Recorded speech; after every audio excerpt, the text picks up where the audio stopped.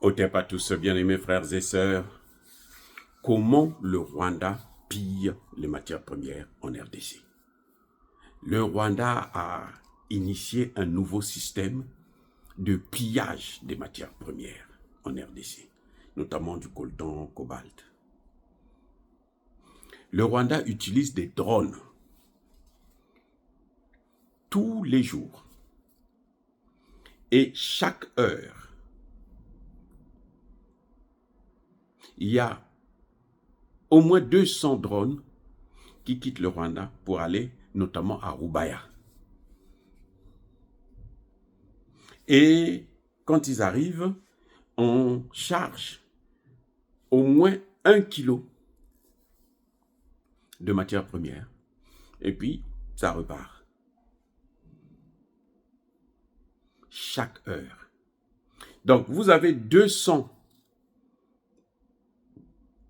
drones environ. Ça fait combien? Ça fait 200 kilos en une heure. En 5 heures de temps, eh ben, le Rwanda peut facilement emmagasiner 1 tonne. En 5 heures. Qui quitte le gisement de Rubaya pour aller vers le Rwanda. Il y en a dans d'autres zones aussi, mais ça a été initié depuis qu'ils ont pris Rubaya. Parce que ce qui s'est passé, c'est que quand ils ont pris Rubaya, à un certain moment, puisqu'avant c'était à travers des motos. On prend des matières premières, on met dans les motos, sur des motos plutôt, et puis ils traversent, ils repartent avec au Rwanda. Depuis un certain temps, beaucoup des motaristes se sont fait massacrer. Quand on les a arrêtés, on les massacre. Et puis, la route qui permettait, la route de Saké, qui permettait de faire la liaison, a été sous contrôle de Wazalendo et de l'armée congolaise, qui chaque fois, tendaient des embuscades, et puis c'était le carnage, quoi. Et ils perdaient beaucoup. Donc ce que le Rwanda a fait, c'est que maintenant il utilise des drones, tranquille. Donc vous voyez des drones qui roulent qui volent à basse altitude là, et tout, et puis ça vient, ça atterrit, ça prend 1 kilo, ça repart. Juste 1 kilo, pas plus, 1 kilo, ça part. Mais comme il y en a beaucoup, ça fait que amener. Et au moment où je suis en train de vous parler, ce gisement est encerclé. Les Rwandais qui sont sur place, qui exploitent justement les matières premières, ont de très gros problèmes. Eh oui, ils sont encerclés et bombardés, pilonnés par l'armée congolaise et par les Wazalendo. C'est vrai qu'ils ont une bonne position parce qu'ils sont en hauteur, ils sont sur une montagne. Les autres sont sur un plateau. Donc, eux, ils les voient en bas. Et puis, c'est plus facile pour eux d'agir. Mais c'est sans compter sur l'intelligence. Ce sont des militaires. Les militaires congolais sont des professionnels. Les Wazalendo sont chez eux. Ils connaissent bien le terrain. Donc, ça chauffe. Et Kagame est en train de perdre beaucoup d'hommes. Je vous dis que c'est dommage que Kagame puisse qu'il puisse sacrifier autant de Rwandais pour les intérêts des Occidentaux. Parce que tout ce que fait Kagame là, en fin de compte, quand vous regardez très bien, ce n'est pas pour le Rwanda. Les Rwandais sont en train de se faire massacrer là, pour rien. C'est comme en Ukraine.